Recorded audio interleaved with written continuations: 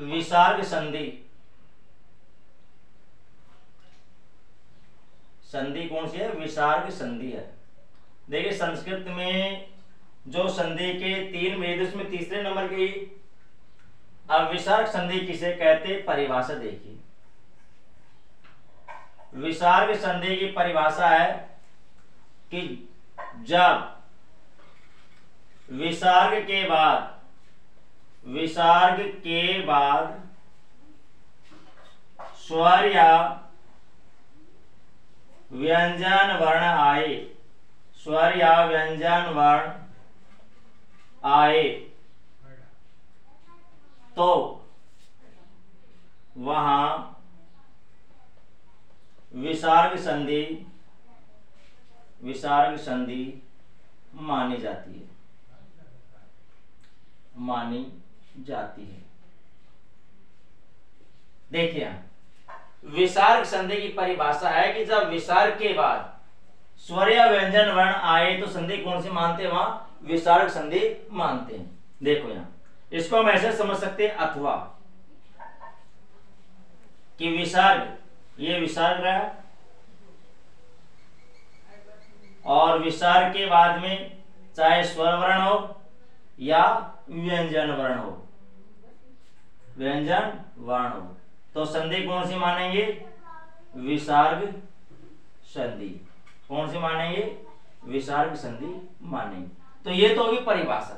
अब देखिए विसर्ग संधि में जब हम उदाहरण देखते इसके, तो विसर्ग संधि में केवल विसर्ग में ही परिवर्तन होता है, आगे कोई परिवर्तन नहीं होता है। देखिए कि विसर्ग के बाद क्या आएगा? स्वर या व्यंजन, तो संधि कौन सी मानते हैं? विसर्ग। अब यहां देखो कि विसर्ग है और विसर्ग संधि में विसर्ग में ही क्या होता है? परिवर्तन होता है। परिवर्तन किस वर्ण में होगा? विसर्ग में होगा। और विसर्ग का प्रयोग हमेशा स्वर के बाद ही होता है। आपको पता है कि विसर्ग का प्रयोग कहां होगा? स्वर के बाद होगा। अब देखो कि विसर्ग आ रहा है और विसर्ग के बाद स्वर आ रहा है या व्यंजन वर्ण आ रहा है, तो संधि तो हमें पता है कौन संधि है? विसर्ग संधि है। अब देखो विसर्ग संधि में परिवर्तन कहां होता है? केवल विसर्ग में। तो विसर्ग के स्थान पर यदि स हो गया, क्या हो गया? स। विसर्ग के स्थान पर क्या परिवर्तन हुआ? स। तो इसका नाम देंगे सात्व विसर्ग संधि। यह हमने नाम दे दिया। यदि विसर्ग में जो परिवर्तन हो रहा है, विसर्ग का उ हो गया, विसर्ग का क्या हो गया? उ हो गया, यानी विसर्ग को हमने उ में बदल दिया, तो इसका नाम देंगे ऊत्व विसर्ग संधि। ये हो गया। यदि विसर्ग को हमने रै में बदल दिया, किसमें? रै में, यहां परिवर्तन होगा। विसर्ग का क्या बदल दिया हमने? विसर्ग को रै में बदल दिया, तो इसका नाम देंगे ऋत्व विसर्ग संधि। ये नाम दे देंगे। और देखिए यदि विसर्ग के स्थान पर हमने क्या कर दिया? इसका लोप कर दिया, विसर्ग को हटा दिया, यानी विसर्ग में परिवर्तन क्या होगा? उसका लोप हो गया, तो इसका नाम दे देंगे लोप विसर्ग संधि। इसका नाम देंगे। अब देखिए विसर्ग संधि की परिभाषा क्या है कि जब विसर्ग के बाद पद के अंत में, पहले पद के अंत में आपको क्या मिलेगा? विसर्ग मिलेगा, और दूसरे पद के प्रारंभ में स्वर या व्यंजन वर्ण कोई सा भी मिल सकता है, तो संधि कौन सी मानेंगे? यहाँ विसर्ग संधि मानेंगे। अब देखो विसर्ग संधि में परिवर्तन किस वर्ण में होता है? विसर्ग में होता है, और विसर्ग का प्रयोग हमेशा स्वर के बाद ही होता है। जैसे मान लीजिए विसर्ग के बाद स्वर या व्यंजन वर्ण आ रहा है, तो दोनों में से कोई सा एक आएगा, और विसर्ग में परिवर्तन हो रहा है स। विसर्ग में कौन सा परिवर्तन हो रहा है? स। तो इसका नाम क्या देंगे? सात्व विसर्ग संधि नाम देंगे। और यदि विसर्ग के स्थान पर उ हो रहा है, तो इसका नाम देंगे ऊत्व विसर्ग संधि। यदि विसर्ग के स्थान पर र हो रहा है तो इसका नाम देंगे रुत्व विसर्ग संधि, और विसर्ग का यदि लोप हो रहा है तो इसका नाम क्या देंगे, लोप विसर्ग संधि।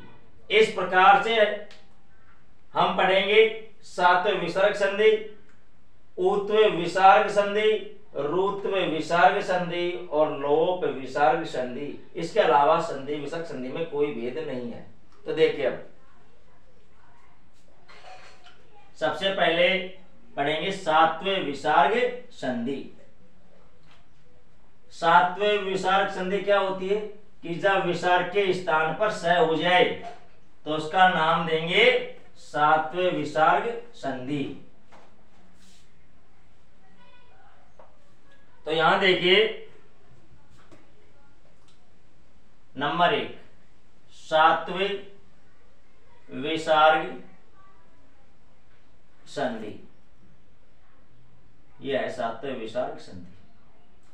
अब देखिए सबसे पहले परिभाषा हम समझ चुके हैं कि सात्व विसर्ग संधि क्या होती है कि जब विसर्ग के बाद स्वर या व्यंजन वर्ण आए और विसर्ग के स्थान पर स हो जाए तो उसको देंगे सात्व विसर्ग संधि। अब देखिए इसका सूत्र है विसर्जन्यस्य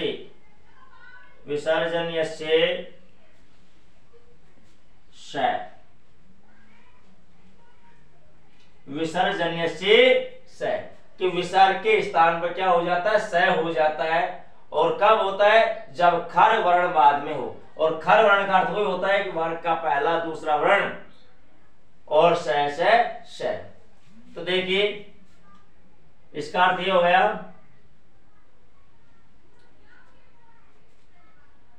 कि विसर्ग,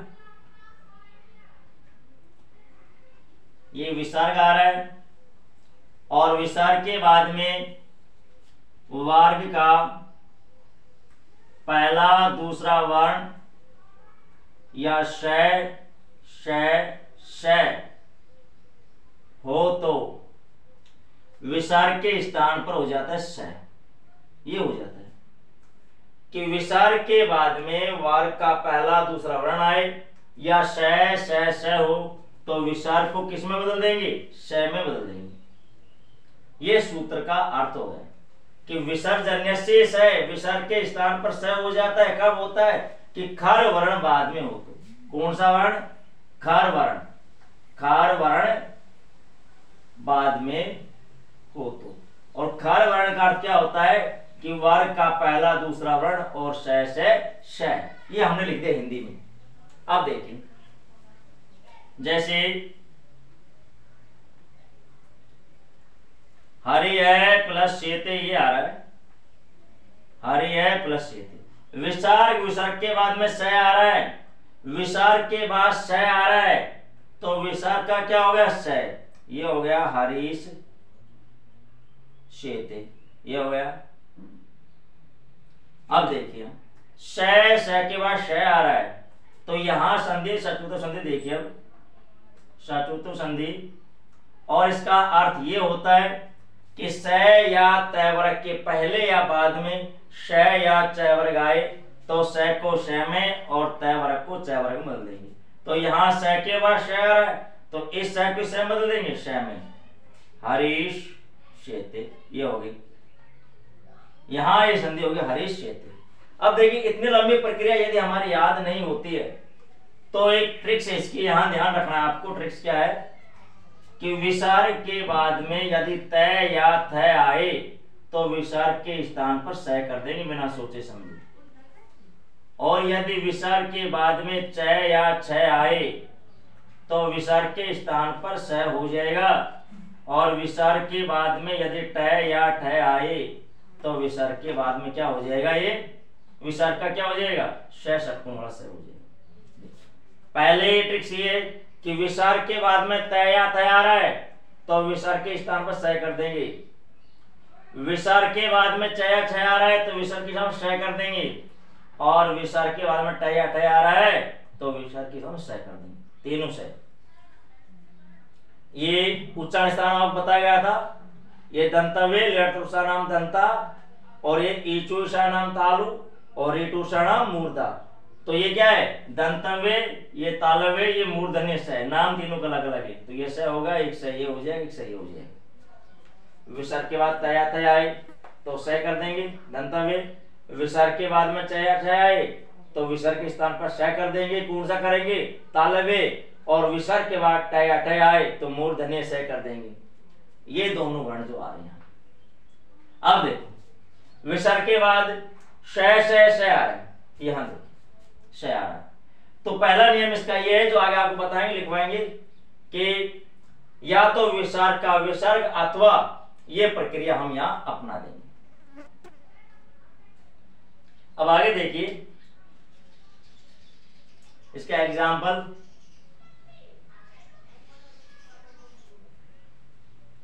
बहुत ही आसान एग्जाम्पल है।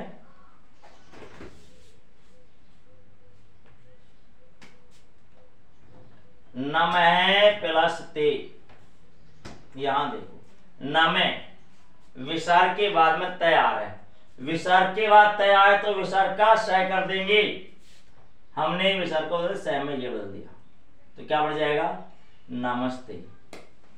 ये प्रश्न बोर्ड में पूछा गया प्रश्न था कि नमः प्लस ते से क्या बनेगा, नमस्ते बनेगा।